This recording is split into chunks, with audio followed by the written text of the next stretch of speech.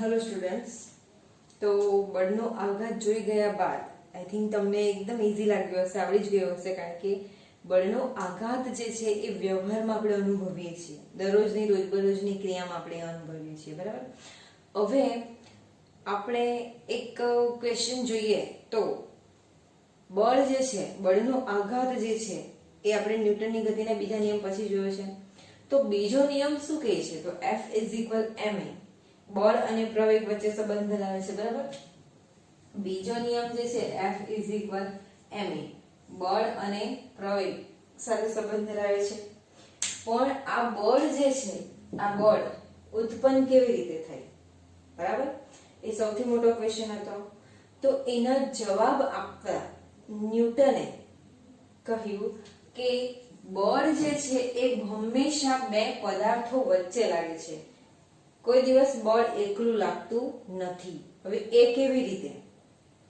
ન્યૂટનની સામે એવો ક્વેશ્ચન આવ્યો કે યંત્રશાસ્ત્રમાં એનો જવાબ હતો કે બળ જે છે એ પ્રવેગ સાથે સંબંધ ધરાવે છે, બરાબર.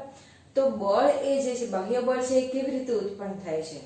તો એના જવાબ આપતા ન્યૂટન કહે છે કે બળ કોઈ દિવસ એકલું લાગતું નથી. તો એ કેવી રીતે? તો આપણે જોઈએ છીએ. તો ધારો કે કોઈ બે પદાર્થ A અને B, બે પદાર્થ આપણે લઈએ, બરાબર. હવે અથવા તો સિમ્પલ ઉદાહરણ છે કે હું આ માર્કરને બોર્ડ સાથે આ રીતના આપણે આઘાતમાં જોયું તે રીતના ઉદાહરણ જોઈએ છે કે આ માર્કરને હું બોર્ડ સાથે ઠોકું છું, બરાબર. તો અથવા તો સિમ્પલ એક્ઝામ્પલ, તમે કોઈ બીજી વ્યક્તિને હાથથી મારો છો તો શું થશે? સામેવાળી વ્યક્તિને તો લાગશે જ, પણ સાથે સાથે તમને પણ હાથમાં એની અસર થાય. એનો મતલબ શું? બરાબર. હું અહીંયાથી માર્કર આ રીતના ફેંકું તો એ અથડાઈને પાછી મારી સાઈડ આવીને પડે, બરાબર. એનો મતલબ શું? જેવી હું ફેંકું એ ત્યાં જ કેમ નહીં, અથવા તો ત્યાં ચીપકી કેમ નથી જતી, એ પાછી કેમ આવી જાય છે, બરાબર. એવી ઘણા બધા એવા ઉદાહરણ છે કે જેનો આન્સર ન્યૂટને આપેલો હતો. તો એ આન્સર કંઈક એવો હતો કે જો A અને B બે પદાર્થો હોય, બરાબર, A અને B બે પદાર્થો હોય તો એમાં A પદાર્થ જે છે એ B પર જેટલું બળ લગાડશે તેટલું જ બળ B પદાર્થ કોના પર લગાવશે? A પદાર્થ પર લગાવશે, બરાબર. એ ન્યૂટને આવો જવાબ આપેલો હતો અને આના પરથી ન્યૂટને ગતિનો ત્રીજો નિયમ સાબિત કર્યો હતો, જે આપણે જોઈએ છે. ન્યૂટને ત્રીજો નિયમ આપ્યો હતો, સોરી, તો એ જોઈએ છે આપણે કે ન્યૂટનની ગતિનો ત્રીજો નિયમ.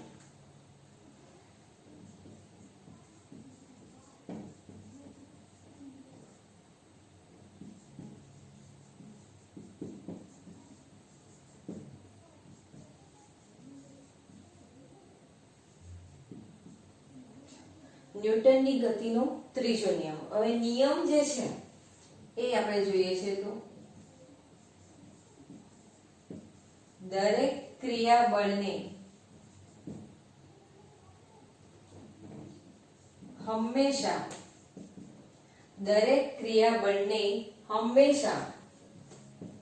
સમાન અને વિરુદ્ધ દિશામાં, દરેક ક્રિયાબળને હંમેશા સમાન અને વિરુદ્ધ દિશામાંનું પ્રતિક્રિયાબળ હોય છે. એનો નિયમ છે, બરાબર. કે ન્યૂટનની ગતિનો ત્રીજો નિયમ, દરેક ક્રિયાબળને હંમેશા સમાન અને વિરુદ્ધ દિશામાંનું પ્રતિક્રિયાબળ હોય છે. નિયમને સમજવાનો પ્રયત્ન કરીએ. તો ક્રિયાબળ, તમે કોઈકને મારો છો, એ તમારા દ્વારા થઈ ક્રિયા, બરાબર. માર્યું એટલે તેને લાગ્યું, એ તમારા દ્વારા એને બળ આપવામાં આવ્યું, એ તમારી ક્રિયાબળ થઈ, બરાબર.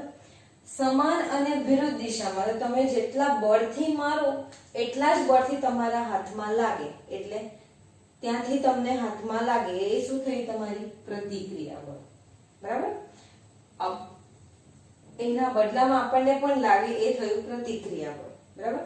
તો ન્યૂટને આ નિયમ આપ્યો કારણ કે એણે પ્રૂવ કર્યું કે કુદરતમાં બળ કોઈ દિવસ એકલું હોતું નથી, કારણ કે એ હંમેશા જોડીમાં જ હોય છે. તમે માર્કર અહીંયાથી નાખો, જો માર્કર કશે નહીં જાય, કશે અથડાઈને ના પડે તો એ સીધી જાય જ કરે, તો એ વસ્તુ પોસિબલ જ નથી.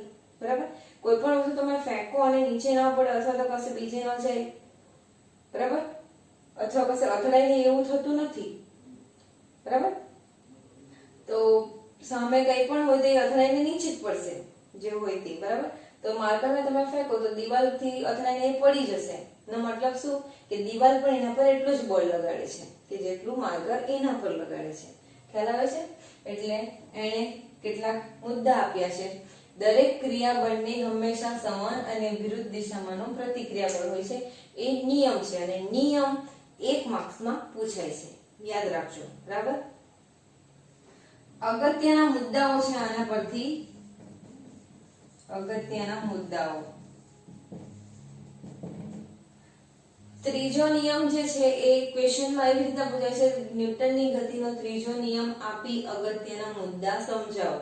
બરાબર, આ રીતનો ક્વેશ્ચન 3 માર્ક્સમાં પૂછાય છે. બરાબર, તો ધ્યાન આપજો અહીંયા કે કુદરતમાં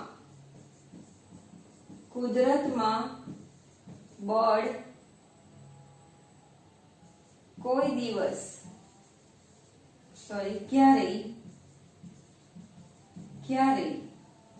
એકલું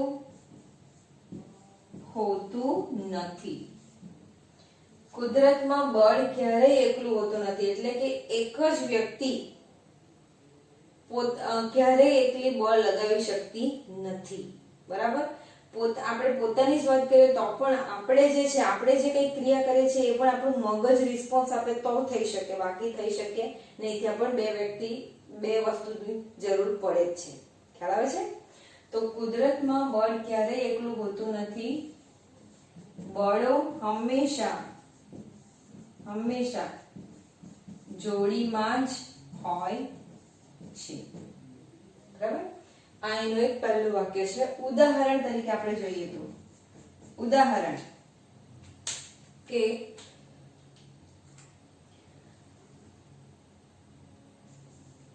ધારો કે એ પદાર્થ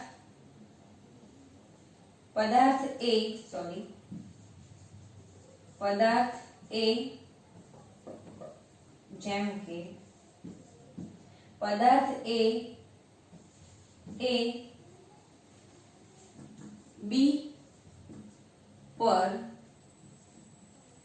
અને પદાર્થ બી એ પદાર્થ એ પર, પદાર્થ એ પદાર્થ બી પર અને પદાર્થ બી એ પદાર્થ એ પર સમાન અને વિરુદ્ધ દિશામાં બળ લગાડે છે. એ પદાર્થ બી પદાર્થ પર જેટલું બળ લગાડે છે તેટલું જ બળ બી પદાર્થ એ પદાર્થ પર બળ લગાડે છે. ઓકે, બીજો મુદ્દો, એવા ઘણા 3 આપણે મુદ્દા કેટલા છે તે જોઈએ છે. તો કુદરતમાં બળ ક્યારેય એકલું હોતું નથી, બળો હંમેશા જોડીમાં જ હોય છે. તો ઉદાહરણ છે તમારું કે પદાર્થ એ બી પર અને પદાર્થ બી એ પદાર્થ એ પર સમાન અને વિરુદ્ધ દિશામાં બળ લગાડે છે. એટલે આઘાત અને પ્રત્યાઘાત અહીંયા થાય છે. બરાબર, બીજો મુદ્દો જોઈએ તો શું આવી શકે એમાં? તો આપણે જોઈએ છે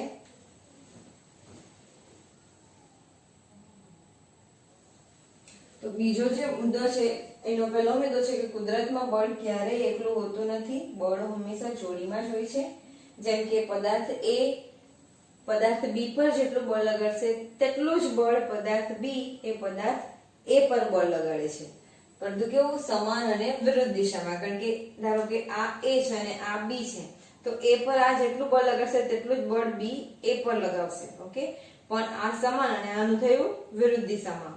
અસર બંનેની સરખી હશે તો જ આપણને હાથમાં આટલું બધું લાગે કોઈને મારીએ તો. બરાબર, હવે બીજો જે મુદ્દો છે આપણે જોઈએ તો કે બી